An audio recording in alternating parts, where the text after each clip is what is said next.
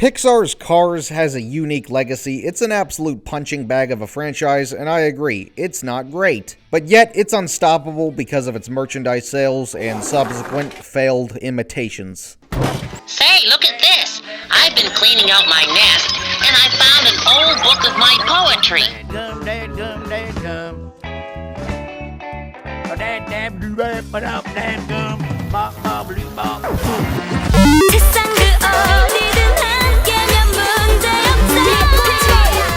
Some of you may know that, like a lot of toddlers of the late 2000s, I was obsessed with Pixar's Cars. And in case you're 12 years old, in terms of audience reception, Pixar was a very different studio in the mid-90s to the late 2000s. But 2006's Cars was considered a dud installment by some, but 2011's Cars 2 was considered a dud installment by all, unless you were 7 years old, like me. Nowadays, Pixar really doesn't have a reputation for making complete fucking dog shit, but just making a lot of, yeah, that could be better. Cars was arguably a turd in the gold mine, but yet Cars is up there with Disney Princess and Mickey and Friends as one of the big dogs of Disney merch. Like, don't get me wrong, Cars has its fans, but like, it makes sense that Toy Story merch makes a bajillion dollars. People actually like those movies. Owen Wilson Carr's stupid fucking face hasn't left Walmart since 2006. I've been alive for 3 Toy Stories, and I've only seen Toy Story crap in retailers when a new movie is coming out. And I've been alive for every Cars, and they've never gone anywhere. If you're an unhinged Disney adult and you want a Woody doll, you can get it on Amazon, or at a Disney Parks gift shop or whatever. But not really at your local retailer if there's no new movie coming out. Cars, in terms of merchandise sales, is more profitable than you'd expect, given the lack of acclaim of the franchise. Meaning that they kind of unintentionally made a toy commercial with their first movie. And what came out after Cars? Ratatouille and WALL-E, way more beloved movies. But those don't have dedicated Walmart aisles in the 2020s. The merchandise success can easily be attributed to just great character design. Kids don't give a fuck about character development or whatever. You know, they're only there for fucking Tow Mater shitting himself. But by 2006, cartoon humanoid cars were nothing new, but Pixar made the genius decision of making the eyes on the windshield to better convey emotion. Unlike the typical headlight eyes of the rubber hose era cartoons, which allows the characters to be way more expressive. As stupid as the argument seen in Cars 2 is, at least they actually look both sad and angry. John Lasseter's specific inspiration for Cars was a Disney short from 1952 called Susie the Little Blue Coupe, which features the eyes on the windshield. And the character design team took that attribute to the next level and made hella bank off it, and they somehow made a merchandise juggernaut without acclaimed anything, really. Now, as a toddler of the Great Recession, I did not get to experience Blockbuster Video, but I did have ghetto Ohioan public shithole libraries. Those were my places to go to rent a movie for the weekend. It was a dad-approved activity because it was free. And on the shelves, I'd always see these random Mockbusters. Mockbusters refer to random no-budget rip-off movies. And I'd always fucking see them at public libraries, but I never fucking watch them. I remember my preschool actually had a couple of them on the shelf. I was never forced to watch them, but I was forced to watch Weeble's Welcome to Weebleville. Spaghetti Slurp. Your booth is my favorite part of the Spaghetti Days celebration, Tibby. They fucking celebrate spaghetti? What are they, Italian? I guess they were cheap for the library to buy or donate it in kind a lot because nobody wants to fucking watch this crap. So let's actually watch one. The Little Cars. I guess they have dwarfism or something. They say not to judge a book by its cover, but with Mockbusters you absolutely can because it's a DVD. And the first Cars movie is fucking burned into my brain so I can instantly identify who's ripping off who. There's fake Owen Wilson Carr, Chick Hicks because he's black, implying that he's evil. Wait, why is the villain black? Crime, racism. Subject, African Americans. And then this motherfucker is like the DeviantArt love child of Mater and Fillmore. And that's Doc because he's observing. And that's Sally because she's pink and all girls like pink. So we get introduced to our main duo, Cruz and Lugnut. Cruz is the Owen Wilson Carr ripoff, and Lugnut is the Mater ripoff. And they work for like a racing supplies company, I think. An age gap autumn is among us, and Cruz wants to fuck the boss's niece. Are you kidding? You have everything going for you. You're the real deal. No, I'm not. Every piece of dialogue is like a car pun because they're cars. Those fenders, that rear bumper, and those headlights. Oh, those headlights. I can't get... Now, of course, the actual cars had, like, allegorical visual gags of car equivalents of human things. Like the infamous titty headlight joke, the town being called Radiator Springs, the fact that they drink motor oil instead of brew. Fool, gasoline is mid. Now, Normaline, on the other hand.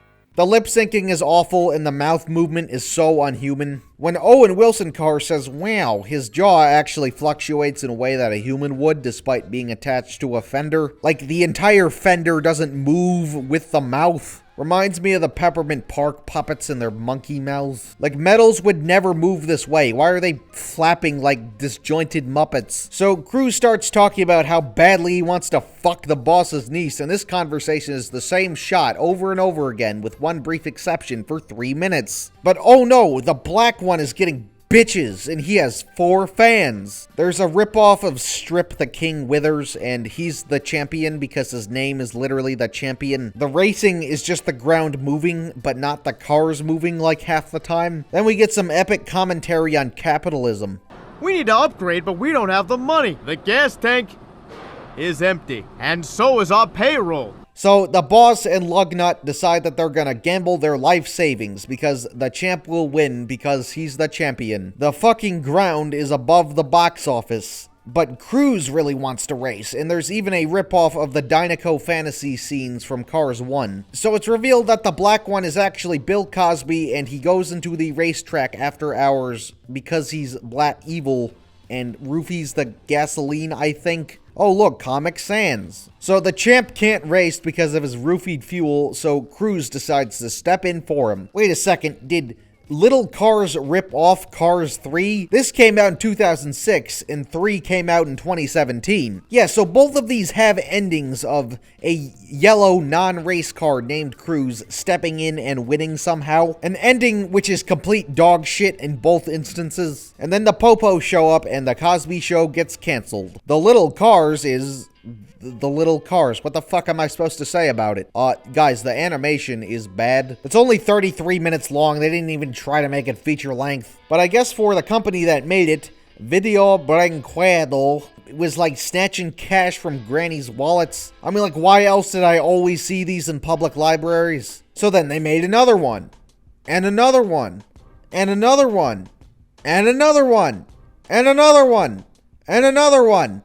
And another one. There were like 9 million fucking Little Cars sequels. Now, I figured there was no fucking way they made 8 movies. And I was correct. They made one 33-minute short and 7 subsequent short compilations, ripping off what actual Cars was doing. Cars has had 3 series of shorts and a bunch of one-off shorts over the years. So there exist 7 short compilations advertised as movies to the thing that's not even a movie. It's like a Mockbusters show, basically. These are like direct-to-video sequels of direct-to-video sequels. Like you thought 101 Dalmatians 3 Bongo loses his bone or whatever was bad? No, bitch. This is Negative Dalmatians 3. The fucking subtitles are ass. Fast and Curious? What are you, fucking George? New Genie Adventures? What? There was a fucking old genie. Big Adventures? Big pile of shit. Making a mess? I'll make a mess in your fucking mama, bitch. Ha ha ha. Nothing fucking happens in the shorts. They're all about 11 minutes long, which is like an episode of SpongeBob. You know, 11 minutes is enough to tell a story. The fucking Sally ripoff is voiced by Guptill's sweetheart, Amy Rose. That's right, Tony!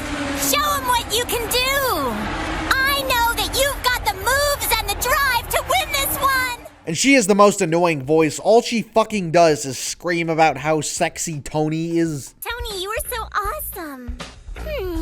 He's the best.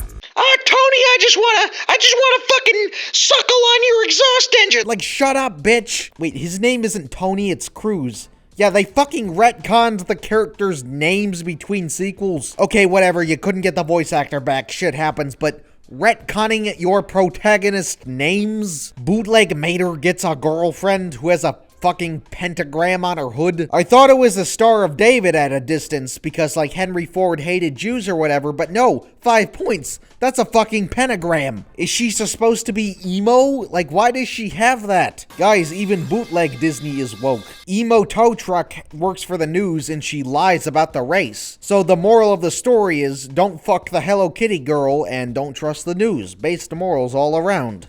Bill Cosby comes back and dies. There's a concert scene which features Papa's Got a New Bag by James Brown.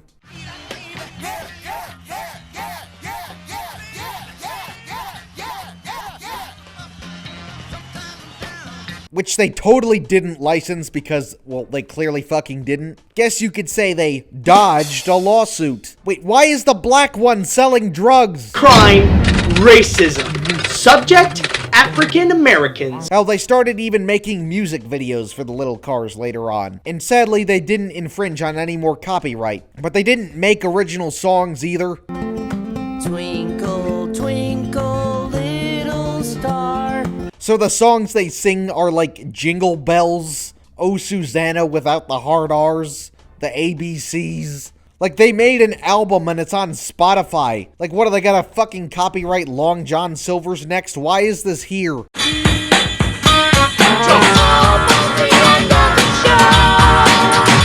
Video Branquedo has since filed for bankruptcy and shut down their main operations. But the company was rebranded to Sincraces Intelligentes. And since DVDs are like dead now, they started making weird YouTube Kids shit, bringing us such quality content like a Peppa Pig knockoff written by somebody who totally doesn't have an inflation fetish. Nowadays, they mainly focus on Disney princess ripoffs like Little Princess School. In this thing, they go to school. Which is odd because women couldn't get an education in medieval times, but that's why the genre is called fantasy. I hit a princess with my car once. So, if you're ever in the area, don't check these out from your local ghetto shithole Ohioan library. I hit a princess with my car once. Got it.